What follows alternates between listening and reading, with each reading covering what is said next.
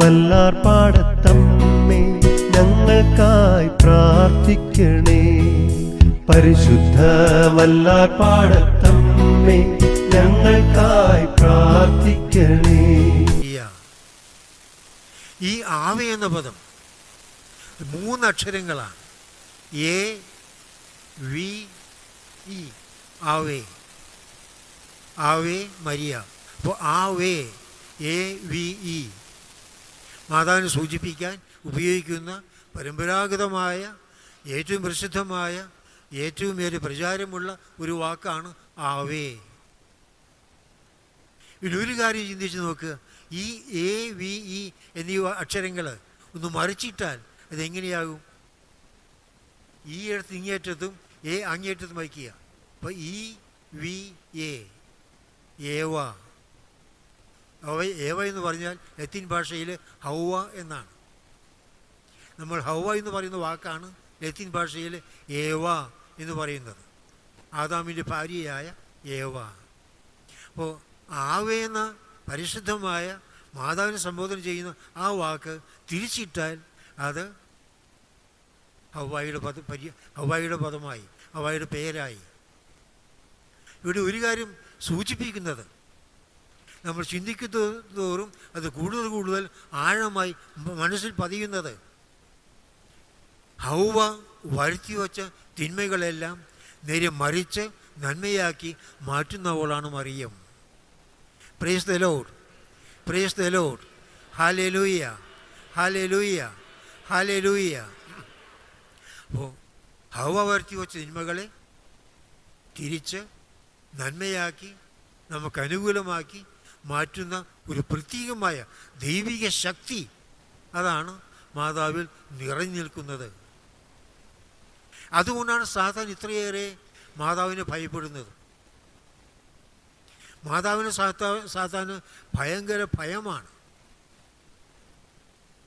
കാരണം അവൻ്റെ തലയെ തകർത്ത വാഗ്ദാനം ചെയ്യപ്പെട്ട സ്ത്രീ ആണ് മറിയം.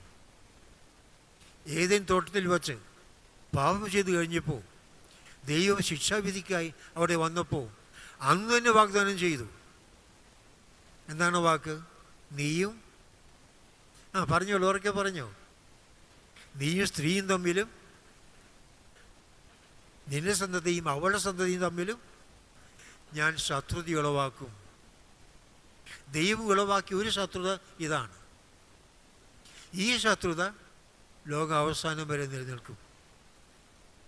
മനുഷ്യ മക്കളുടെ അന്തിമ വിജയം വരെ, അവസാന മനുഷ്യൻ വരെ സ്വർഗത്തിലെത്തുവോളം ഈ ശത്രുത, ഹൗവായും മാതാവും തമ്മിലുള്ള ഈ ശത്രുത നിലനിൽക്കും. അപ്പോൾ നമുക്ക് ഈ സാത്താനെ മാതാവ് സാത്താനെ ഇത്രയേറെ വെറുക്കുന്നു, ഭയപ്പെടുന്നു എന്ന് പറയുന്നതിലൊരു കാരണം ഇതാണ്.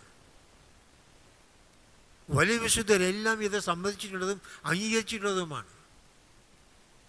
പാദ്രി പിയോയെക്കുറിച്ച് പറയുന്നത്, അദ്ദേഹം മുറിയിൽ ഒരിക്കലും ഒരു വലിയ കറുത്ത ഒരു മൃഗം, വലിയൊരു അതിഭീമാകാരമായ ഒരു നായയുടെ രൂപം വന്നു, ഭയപ്പെടുത്തുന്ന രൂപം. പാദ്രി പിയോ തൻ്റെ ജപമാല എടുത്തുകൊണ്ട് ആ കറുത്ത മൃഗത്തെ അടിക്കുവാൻ തുടങ്ങി. ഓരോ പ്രാവശ്യം അടിക്കും തോറും ഈ ഭീകര രൂപം ചെറുതായി വന്നുകൊണ്ടിരുന്നു. വീണ്ടും വീണ്ടും പാദ്രി പിയോ ജപമാല കൊണ്ട് അടിച്ചുകൊണ്ടേയിരുന്നു. അങ്ങനെ അടിച്ച് അടിക്കും തോറും ചെറുതായി ഈ ഭീകര രൂപം ഒരു ചെറിയ കുഞ്ഞുപട്ടിയുടെ അത്രയുമായി. അദ്ദേഹം കാലുകൊണ്ട് അതിനെ തട്ടിക്കളഞ്ഞു എന്നാണ് പറയുന്നത്. അത്രയ്ക്ക് സാത്താൻ്റെ എതിരെ പ്രവർത്തിക്കാനുള്ള വളരെ വലിയൊരു ശക്തി, നമുക്ക് സാധാരണ നിലയിൽ വിവരിക്കാനാവാത്തൊരു ശക്തി മാതാവിലുണ്ട്. കാരണം സർപ്പത്തെ തൻ്റെ കാലിന് കീഴിൽ തലയെ തകർത്തവളാണ്. ആ മാതാവിനെയാണ് നമ്മൾ അഭയം ഗമിക്കുന്നതും ആ മാതാവിനാണ് നമ്മെ തന്നെ പൂർണ്ണമായും സമർപ്പിക്കുന്നത്.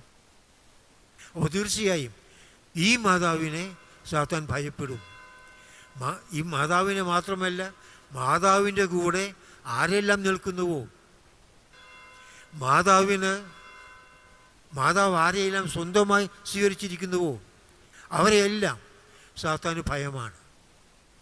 അതാണ് ഒരു യഥാർത്ഥമായ ഭക്തിയുള്ള, മരിയഭക്തിയുള്ള ഒരു വിശ്വാസിയെ സാത്താൻ ഇത്രയേറെ ഭയക്കുന്നു, ഇത്രയേറെ വെറുക്കുന്നു, ഓടിയകലുന്നു എന്ന് പറയുവാനുള്ള കാരണം അതാണ്. പ്രിയപ്പെട്ടവർ, ഇങ്ങനെയുള്ള ഈ മാതാവിൻ്റെ സന്നിധാനത്തിലാണ് നമ്മൾ അണഞ്ഞിരിക്കുന്നത്. മാതാവിൻ്റെ പ്രത്യേകമായ ശക്തി, പ്രത്യേകമായ സംരക്ഷണം, പ്രത്യേകമായ ഉടമസ്ഥ അവകാശം നമ്മൾ മാതാവ് നൽകുകയാണ്. മാതാവാണ് എൻ്റെ ഉടമ, മാതാവാണ് എൻ്റെ അധികാരി, ലോകത്തിന് മുഴുവൻ റാണിയാണ് മാതാവ്, ത്രിലോകരാജ്ഞിയാണ് മാതാവ്. മരണശേഷം ശരീരത്തോടുകൂടെ സ്വർഗത്തിലേക്ക് ആരോപിതയായ മാതാവ്. ആ മാതാവിനെ കർത്താവ് ത്രിലോകരാജ്ഞിയായി മുടി ധരിപ്പിച്ചു എന്ന് നമ്മൾ വായിക്കുക. ജപമാലയിൽ അവസാനത്തെ രഹസ്യം അതാണ്. മാതാവിൻ്റെ സ്വർഗാരോഹണത്തിന് ശേഷം ശരീരത്തോടുകൂടെ സ്വർഗത്തിലേക്ക് എടുക്കപ്പെട്ടു. അതിനുശേഷം യേശുവിൻ്റെ വലത് ഭാഗത്തിരുന്നു. യേശു കിരീടം ശിരസിൽ അണിയിച്ചുകൊണ്ട് ലോകത്തിന് മുഴുവൻ, സർവസൃഷ്ടികളുടെയും മേൽ അധികാരിയായി, അവകാശിയായി, റാണിയായി മാതാവിനെ അവരോധിക്കുകയും ചെയ്തു.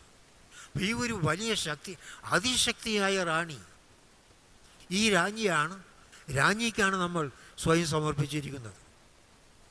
ഈ രാജ്ഞിയാണ് ഇന്ന് നമ്മെ സംരക്ഷിക്കുന്നത്. ഈ രാജ്ഞിയുടെ പ്രത്യേകമായ സംരക്ഷണയിലാണ് നമ്മൾ എന്നും ജീവിക്കുന്നത്. ആ ഒരു ബോധ്യം, ആ ഒരു ധൈര്യം നമുക്കെന്നും ഉണ്ടാവണം. മാതാവിൻ്റെ മക്കളായി നമുക്ക് ഒന്നും ഭയപ്പെടുവാനില്ല. മാതാവിന് സ്വന്തമായി നമ്മെ തന്നെ കൊടുത്താൽ മാതാവ് നമ്മെ സ്വന്തമായി തന്നെ സ്വീകരിക്കും. നമ്മെ തന്നെ മാതാവിന് സമർപ്പിക്കുന്നുവെങ്കിൽ മാതാവ് നമ്മെ സ്വീകരിച്ച് തൻ്റെ ഹൃദയത്തിലിരുത്തും.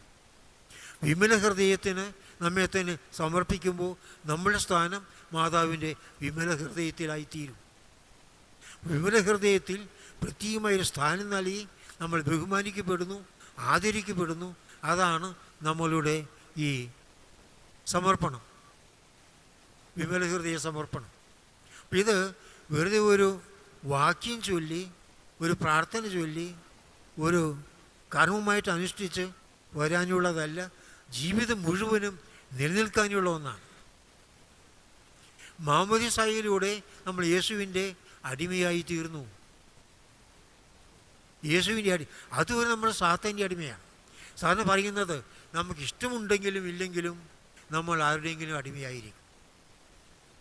ഒന്നുകിൽ നമ്മൾ ദൈവവരപ്രസാദത്തിൽ മാതാവിനോടുകൂടെ യേശുവിൻ്റെ മക്കളായി ദൈവപിതാവിന്, പരിശുദ്ധ ത്രിത്വത്തിന് അടിമകളാണ്, ദൈവത്തിൻ്റെ അടിമയാണ്. അത് നമുക്ക് ഇന്ന് അഭിമാനിക്കാനുള്ളതാണ്. ഞാൻ അടിമയായി പോയല്ലോ എന്ന് ദുഃഖിക്കേണ്ട ഒരു ഗതികേട് നമുക്ക് വരുന്നില്ല. ദൈവത്തിൻ്റെ അടിമയായിരിക്കുന്നതാണ് നമ്മുടെ ഏറ്റവും വലിയ അഭിമാനം, നമുക്ക് ലഭിക്കാവുന്ന ഏറ്റവും വലിയ ബഹുമതി. ആ ഒരു ദൈവത്തിൻ്റെ അടിമയാണ്, ദൈവത്തിന് സ്വന്തമാണ്, ദൈവം എന്നെ സ്വന്തമാക്കിയിരിക്കുന്നു എന്നിങ്ങനെയുള്ള ചിന്തയിലേക്ക് പൂർണ്ണമായും നയിക്കുകയും അതിൻ്റെ സന്തോഷത്തിൻ്റെ നിർവൃതി നമുക്ക് നൽകുകയും ചെയ്യുകയാണ് മാതാവ് ചെയ്യുന്നത്. മാതാവിനോടൊപ്പം നമ്മൾ ദൈവത്തിൻ്റെ, അതാണ് മാതാവ് പറഞ്ഞത്, ഇതാ അങ്ങയുടെ അടിയാട്ടി, ഇതാ നിൻ്റെ ദാസി. മാതാവിനോടൊപ്പമാണ് നമ്മൾ. മാതാവേ, അങ്ങ് ദൈവത്തിൻ്റെ അടിമയാണ്, ഞങ്ങളെയും അങ്ങേ തൃകങ്ങളിലേക്ക് സമർപ്പിക്കുന്നു, ദൈവത്തിൻ്റെ അടിമയായി ഞങ്ങളെയും സമർപ്പിക്കണമേ. ഒന്ന് അടിമയായി മാതാവിനെ സമർപ്പിക്കുമ്പോൾ അത് അവിടം കൊണ്ട് അവസാനിക്കുന്നില്ല. മാതാവ് നമ്മെ തൻ്റെ അടിമയാക്കി നിർത്തുകയല്ല, നമ്മെ ഉന്നതങ്ങളിലേക്ക് ഉയർത്തുകയാണ്, ദൈവത്തിലേക്ക് നാം ഉയർത്തുകയാണ്, ദൈവത്തിൻ്റെ കാര്യങ്ങളിലേക്ക് നാം ഏൽപ്പിക്കുകയാണ്. നമ്മൾ പൂർണ്ണമായും ദൈവത്തിൻ്റേതായി തീരുകയാണ്. ഈ ഒരു ബോധ്യം നമുക്ക് വേണം. ഒരു അഭിമാന ബോധ്യം, ഞാൻ മാതാവിൻ്റേതാണ്, മാതാവിന് സമർപ്പിച്ചിരിക്കുന്നു, മാതാവിനെ പാലിക്കുന്നു, മാതാവ് എന്നെ ഉന്നതികളിലേക്ക് ഉയരങ്ങളിലേക്ക് ഉയർത്തിക്കൊണ്ടേയിരിക്കുന്നു.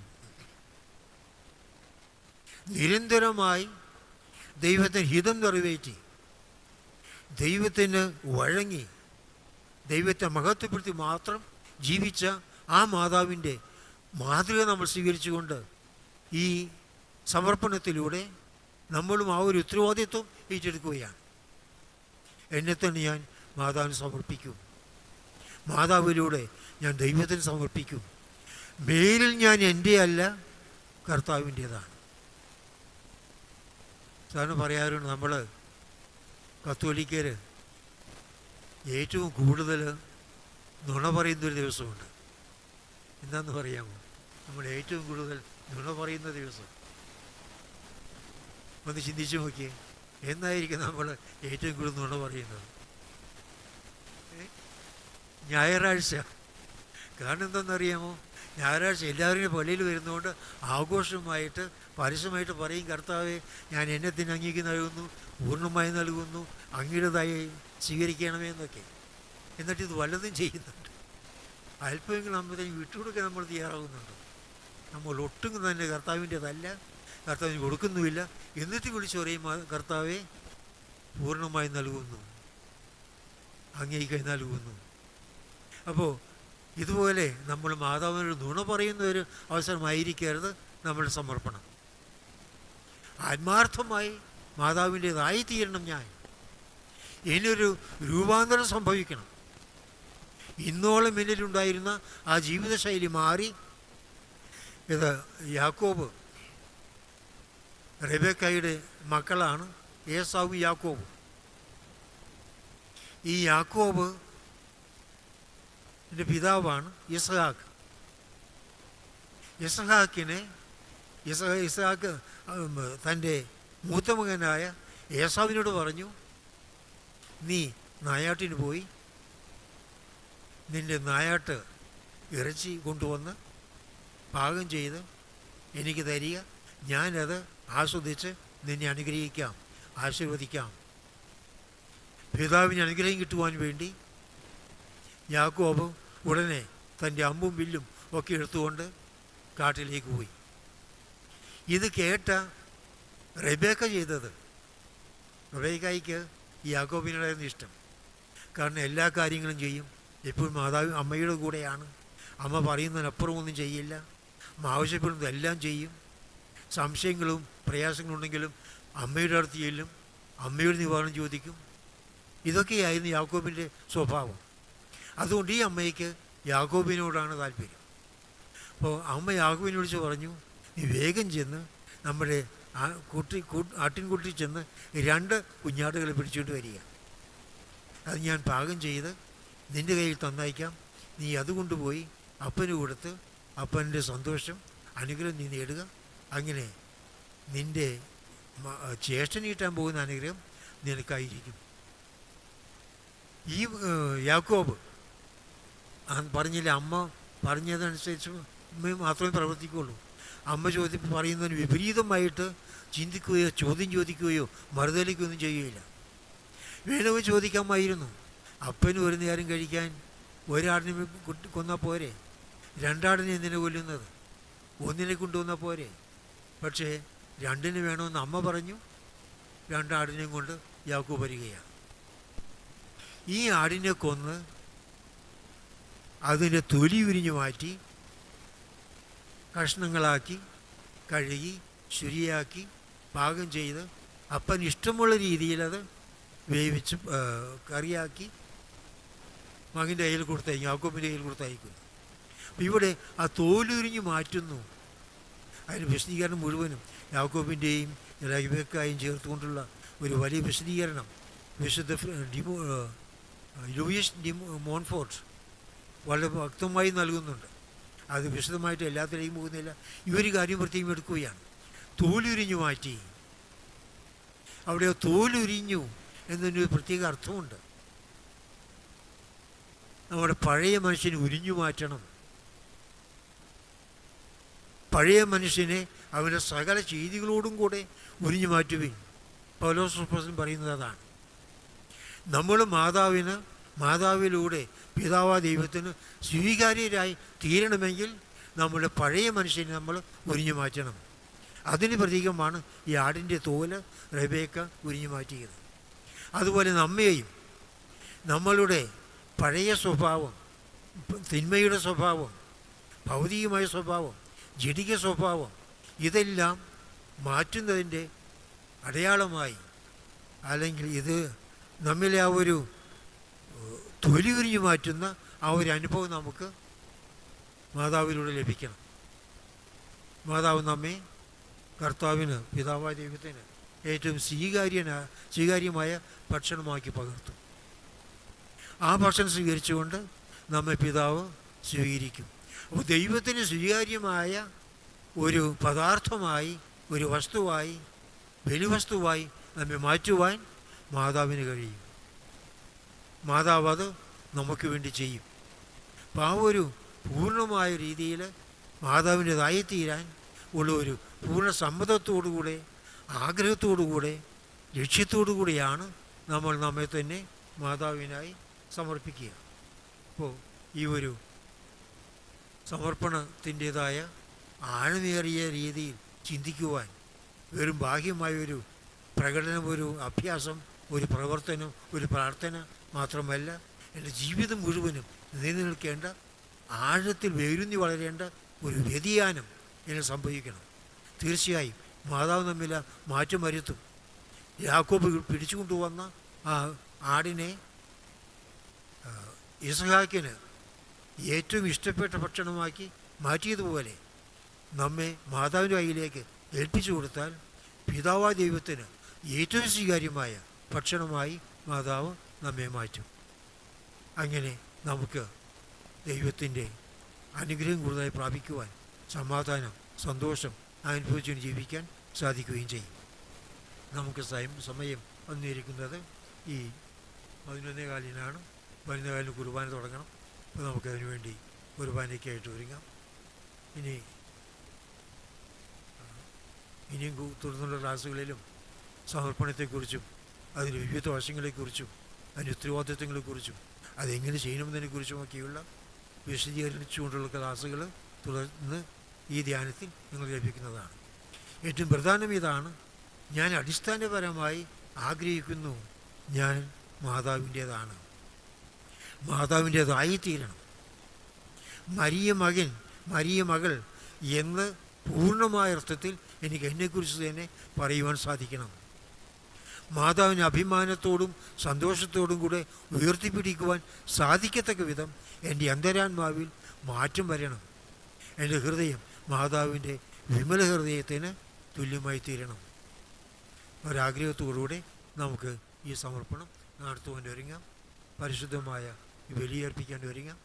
ബലിയർപ്പണത്തിലൂടെ നമ്മൾ നമ്മെ തന്നെ സമർപ്പിക്കുകയാണ്. അപ്പവും വീഞ്ഞും സമർപ്പിക്കുന്നതോടൊപ്പം നമ്മുടെ ജീവിതം, നമ്മുടെ ശാരീരികമായ ജീവനും ആത്മീയമായ ജീവനും വൈകാരികമായ ജീവനും എല്ലാം സമർപ്പിച്ചുകൊണ്ട് മാതാവിൻ്റെ പ്രത്യേകമായ അനുഗ്രഹത്താൽ ഒരു പുതിയ സൃഷ്ടിയാക്കി മാറ്റണമേ എന്ന് നമുക്ക് പ്രാർത്ഥിക്കാം. പിതാവിൻ്റെയും പുത്രൻ്റെയും പരിശുദ്ധാത്മാവിൻ്റെയും നാമത്തിൽ.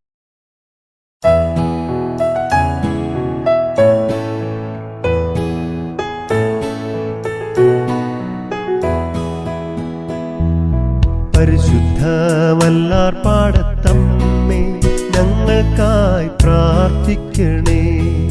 പരിശുദ്ധവല്ലാർപാടത്തമ്മേ, ഞങ്ങൾക്കായി പ്രാർത്ഥിക്കണേ.